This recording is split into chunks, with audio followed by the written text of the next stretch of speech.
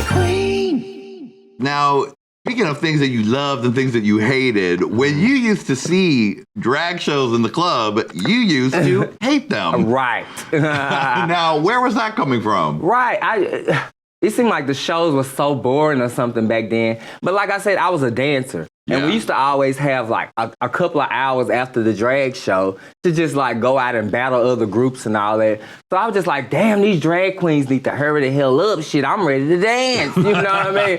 Like, so I hated, like, I just was like, they need to hurry the hell up and get through with the show. I was ready to dance. And I was just ready for them to get done with the show. Go ahead. Yeah, I just never paid attention to them.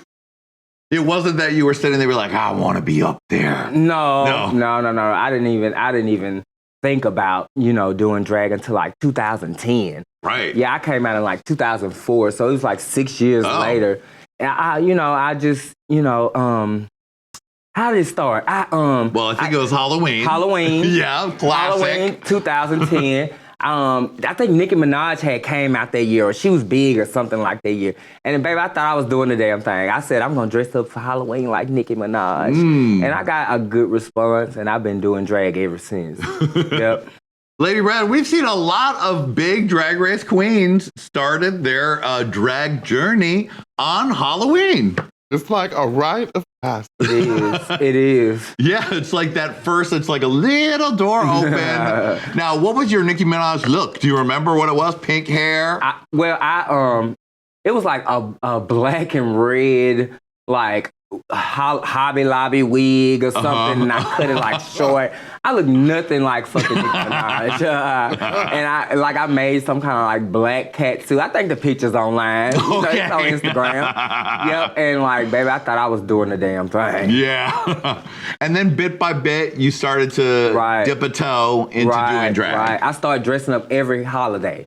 Like, I would dress up for Thanksgiving as I dressed up like an Indian. Whoops. Whoopsie. Yeah, times have changed. Yes, they have. Yeah, I used to dress up every Halloween. I mean, like every holiday. Like, and then like. Were you the Sheester Bunny? I was everything. I made the other queens like notice me. They was like, who is this girl just coming to the club dressed up? And then my drag godmother now, Lady Fat Cat, she was like, you should try to come and do a talent night, to get see if you can do a show or whatever. Right. And I did talent night one night, and I started winning it every month. Like, I was unbeatable. Wow. And then, like, I got a spot on the cast at the club, and it's been history ever since then. And now, when you were doing that, you were then in the cast. Right. So you were doing drag like one big time a week? Every Saturday. Right. We have one gay club. It's only open on it's open every day, but there's a drag show every Saturday. Right. So yeah, I started doing drag like every Saturday, just once a week.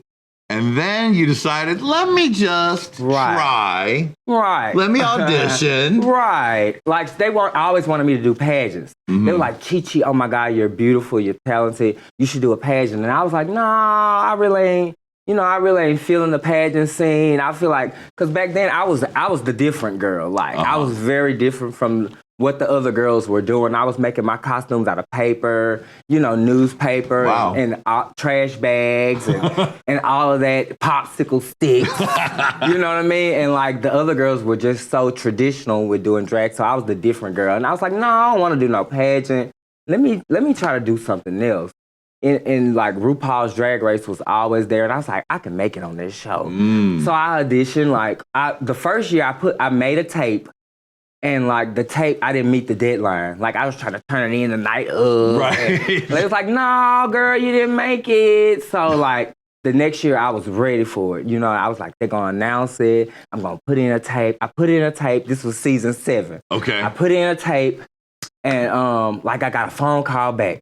So I was excited. I went and did a psych eval. Oh, wow. I went and did everything, got almost to the end, and they was like, well, Miss Chi, your attitude don't fit in with the rest of the cast of season 7. Oh, really? So just try again next year. And I tried again for season 8, and they called me back, and they said, girl, you're a Ru girl.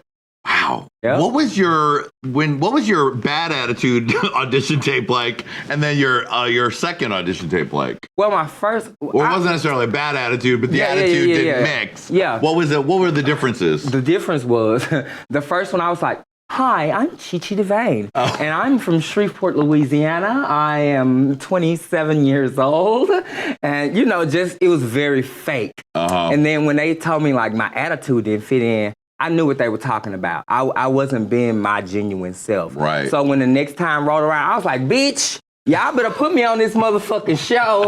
Y'all ain't had nobody from Louisiana to come and represent. You ain't never had no flavor like this up in that thing. You know what I mean? Like, I was more myself versus just being, I'm competing for the Miss America competition, and here's my first outfit. You know what I mean? Right. Like, it was very fake, and I got what they were talking about just to show more personality. We like you, girl, but just to show us who you really are. Yep. And RuPaul loves it when people are super country. Right. He loves it. RuPaul's dad is from Mansfield, Louisiana, which is like 45 minutes away from Shreveport. So close. Yeah. The ties. Very close. We might be cool. Oh, that's true. You should do that research on that. Right. Be like, Ru. Right. Girl, let me hold $300. Make sure you follow Hey Qween at Hey Qween TV on all social media, honey. And now, oh my goodness, I'm hearing more romantic sounds, Chi-Chi. It's time for another Valentine. Look at this. Oh, thank you. Look, he's brought you a teddy bear. Teddy. Not all bears are grizzly. Some like to chase. Start your engines, Chi-Chi. Let's talk Drag Race. Yeah, look at you. Oh my goodness. Right. Another member of Echo V. Yes. All right, hop away, little bunny. Because I like to see it from the back. My goodness. Legs and pigs. Chi-Chi, we're getting you all. Hope you're all hot and bothered for the Valentines that we're giving you. But that took Ben Pop. On the first one. Luckily, it's hidden away. Right.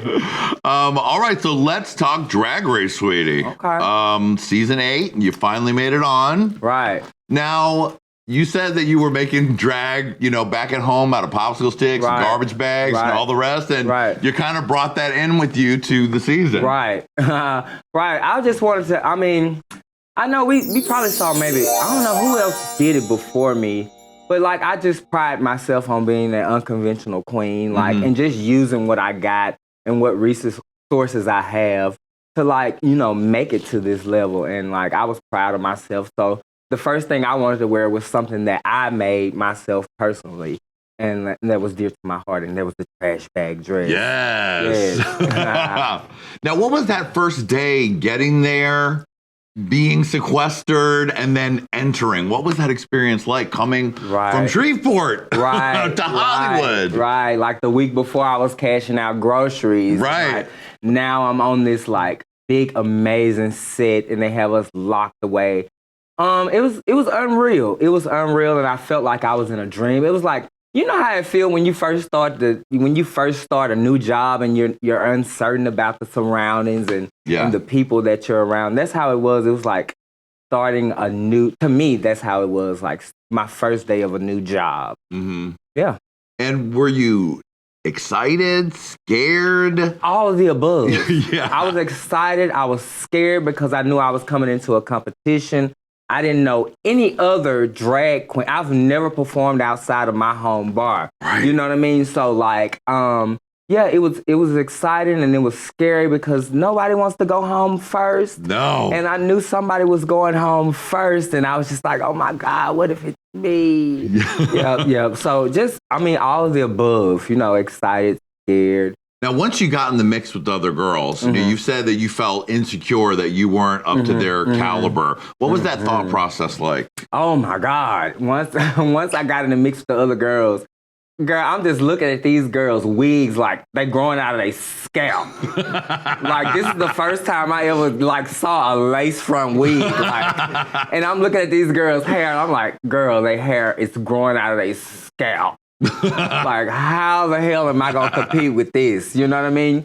But like I've always been a talented person, so in the back of my mind, I was just like, well, if it push come to shove, I know I can turn a backflip and heels. Yeah. And how many other girls can turn a backflip and heels? And it was nobody. So That's right. Right. So I was ready. Now, you describe yourself as real Southern drag. Now, how would you, to someone who hasn't seen Southern drag, what would you say, how does that make it different? How does it set apart? Well, things have changed now, but back then, Southern drag was big hair, black hairspray going across the forehead. You know what I mean? Just real country fried. You know, we might just, and everything, it was either a dance costume or a gown. Right. Like those were the fashions that I was used to in Louisiana.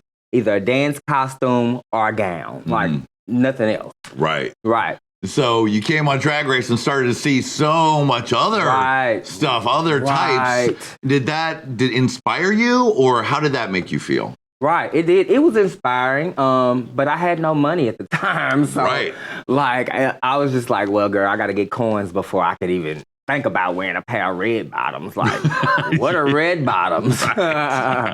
Like, yeah. So, yeah, it was very inspiring to see like how everybody was so different, but we all, you know, we were all like drag queens. Yeah. Yeah. Now you started to do pretty well in the competition and really pick up steam. Right. And that must have been very empowering. Right. Very, very. Like it got to a point where I was like, oh my God, you know what I mean? Like I knew I wasn't going home first, but girl, I'm sweeping past the girls. You know what I mean? These girls going home quick, and it ain't me. You know what I mean? It was like, oh yeah. Like it started to click in my head that it's more than just a look. You know what I mean? Like, girl, they're here for your talent. And I started doing things that I didn't think I was able to do, like be funny or like do an acting challenge and stuff. I had never done any of that, so to excel in some of that was mind blowing. You really showed yourself to be one of the best performers in that whole group. Right. Making it happen. Right. Pulling out some show-stopping lip sync. Right. You did the legendary lip sync to "And I Am Telling You," where and both of you were great. It was you versus Thorgy. Right. But when did you find out that was going to be your lip sync song for that week? We find out maybe the night before or the morning of. Yeah. I can't remember. Either the night or the morning before the lip sync. They come in, they go like, okay, girls, tomorrow the lip sync's gonna be "And I'm Telling You." Right. You know what I mean? So y'all girls get ready or whatever. But I didn't know I was gonna be the one to do it. Shit. You know what I mean? And when it all, you know, boiled down and I knew I was going up against Thorgy, I knew like, girl, there's no way I'm going and you can't beat me in this lip sync. Like, so you made it fourth.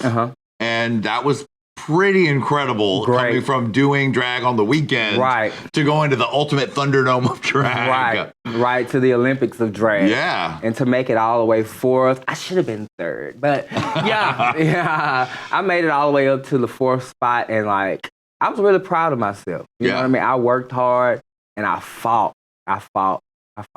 You did. Yeah. And then, so once it starts airing, what was that like? It's overwhelming. Was it a mental, like, mind fuck to suddenly have everyone's attention? And did you battle with feeling not worthy or all that type of stuff? Right. I still battle with to me, I'm my biggest critic, and I am like that person that's like, always second guessing myself and second guessing what I can do, and ultimately holding myself back from moving up next level. Like, you know, I still struggle like, okay, this can't be real. Is this this is my career for the rest of my life. You know what I mean? Yeah. Like, or do I need to go back and, you know, make slap hamburgers together just to make sure I have a constant check coming in. Yeah, because that's scary. Right. I'm used to having like a check.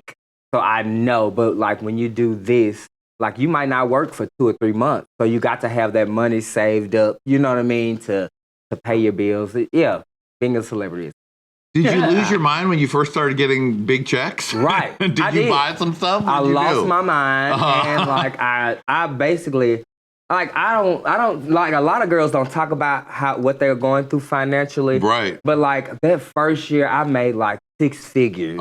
You know what I mean? Like when I got my income tax, I'm like, I didn't get income tax. I had to pay taxes. Right, and that's a big difference. But to just realize how much money I made in 1 year. And like I MC hammered myself a couple of times. Oh shit! Yes, MC hammered myself a couple of times, giving out money. You know what I mean? Like just being generous. You know what I mean? Yeah. Like actually, I feel like I had to pay people back for getting me to where I am. Right. So I was giving out money and like doing things. I fully furnished my whole house. Right. Yeah, but you know, there's a lot of things that I did that like I paid off my bankruptcy. Like, and things that I took care of my business. Right. You know what I mean? I took care of my business. And like, yeah. But yeah. And you got it together. Did you feel like you figured it out, or is it still sometimes a struggle to be like, gotta hold on to this money and remember how to pay taxes? Right. It's still a struggle. Every day is a struggle for me. Hello, children. To see part 3 of this interview, click here. To see more Hey Qween fabulousness, click here. And don't forget to subscribe, bitch! Hey! Hey! Hey!